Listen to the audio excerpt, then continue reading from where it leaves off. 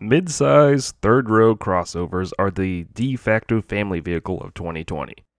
For 2 episodes as of late, I've ripped apart a bad example of one of these, the Dodge Journey. But in fact, most of these vehicles are simply fine people movers, just the youth of today hate them for what they represent. They are the minivan or the station wagon of today. So let's look at the other end of the midsize third-row crossover segment. Let's look at a good example of one of these. This is the 2020 Kia Sorento EX V6.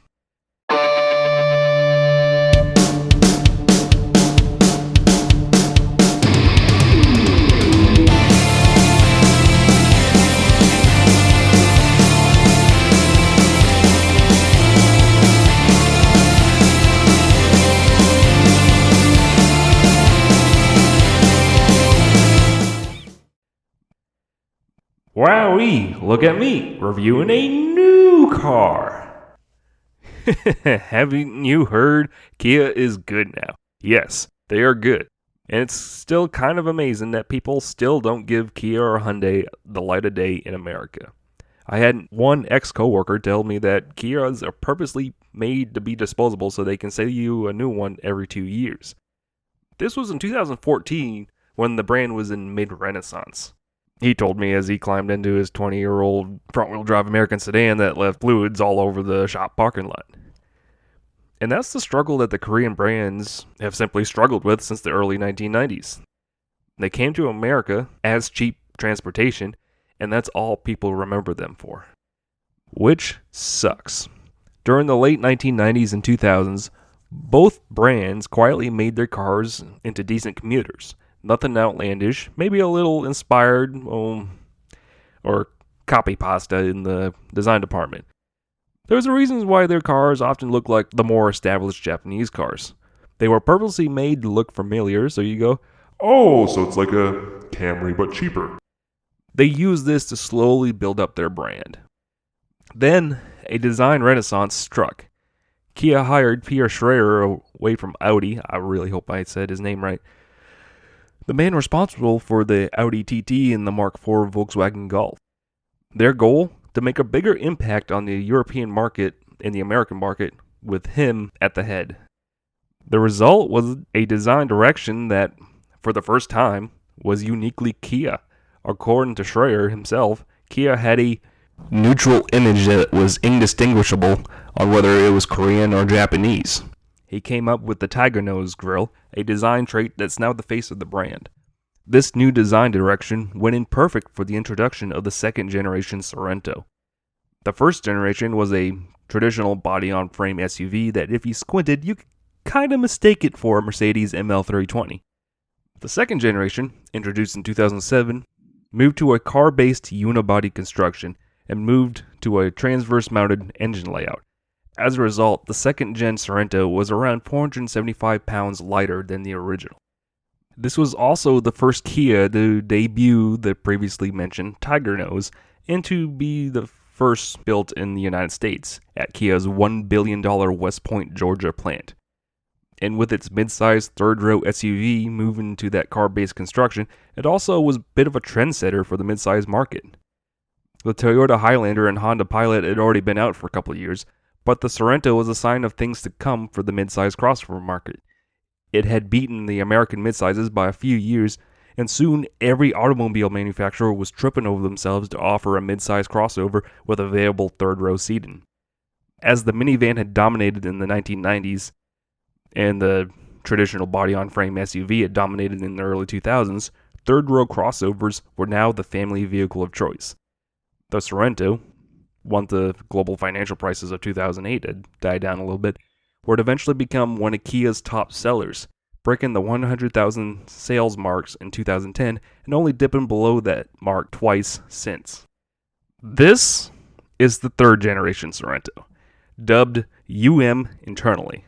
This was also the last year of the third generation, as the fourth generation was just introduced to the press in the European market. There's 2 available engines in the States, either the 2-liter Theta 2T GDI i4 that puts out 240 horsepower, or the 3.3-liter Lambda 2 MPI V6, which this Sorento has.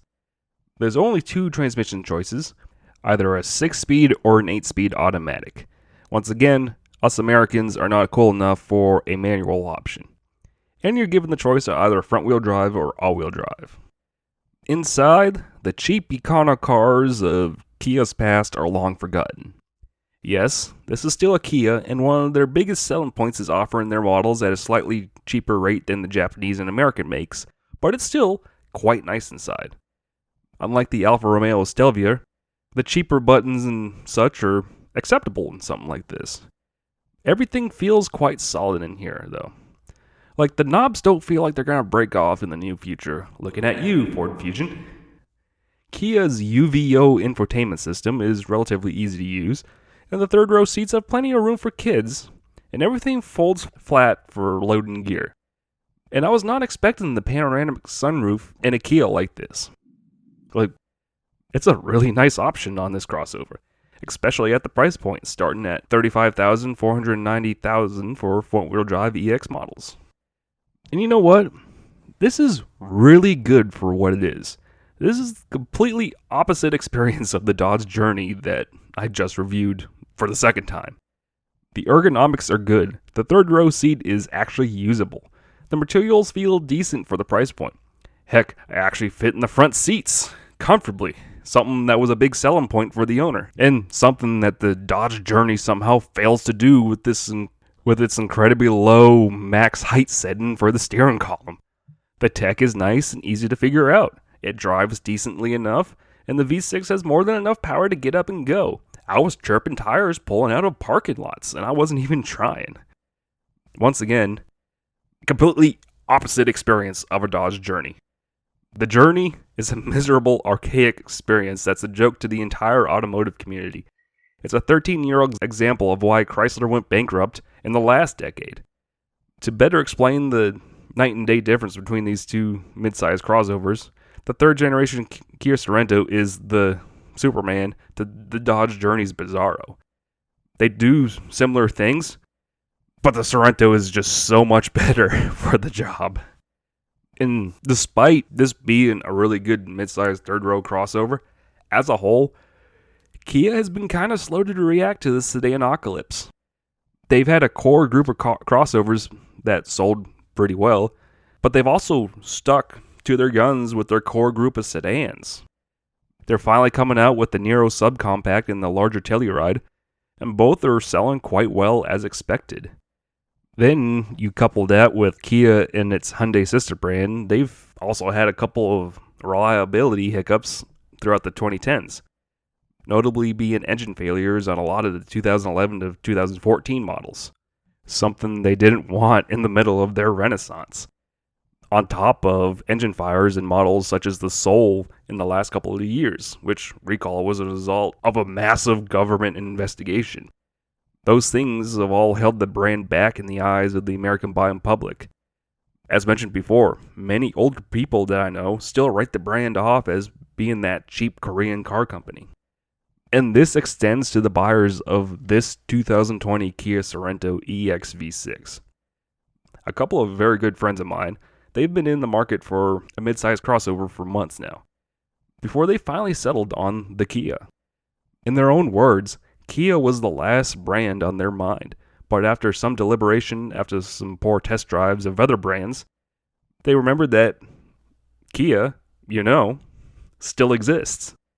So they went down to Concord and drove a Sorento and just fell in love with it. It was exactly what they were looking for, and it just came with the price that the other brands couldn't match. And that's been the story of Kia since their renaissance just before 2010. A pleasant surprise to all who have written them off. This is a mid-sized family crossover done right. The Dodge Journey is merely a meme at this point. But the 2020 Kia Sorento EX V6 gives that class the proper treatment. For everything the Dodge Journey gets wrong, the Kia Sorento gets just right. And that is something to think about. Thank you once again for watching another episode of Wookie Drives. Huge shout out to Dave and Carol of Cheryl's Ford, North Carolina for letting me drive your freshly off the lot Kia Sorento. I don't get to drive brand spanking new cars often, so this was truly a treat for me. If you have a car or truck you'd like to see on the show and happen to be in the Charlotte, North Carolina area, give the official Facebook page a message at facebook.com/WookieDrives. That's going to be the best bet to get a hold of me if you want to submit a car. Be sure to check out my Twitter and Instagram at WookieAutomoTV for more Wookie shenanigans. And be sure to like the video, leave a comment, hit that share button, and hit that subscribe button for more Wookie content. Anyways, thank you once again so much for watching, and have a good night.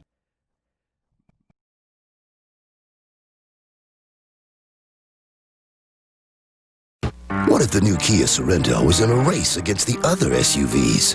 Who would win? The little ones would be left in the dust. Some just too honking huge. Others would be afraid of getting dirty. And the rest, they'd be distracted by the wads of cash we saved. The midsize Sorento with a 10-year warranty won this unbiased race. After all, it is our commercial. Right now, get 0% financing on the new Kia Sorento.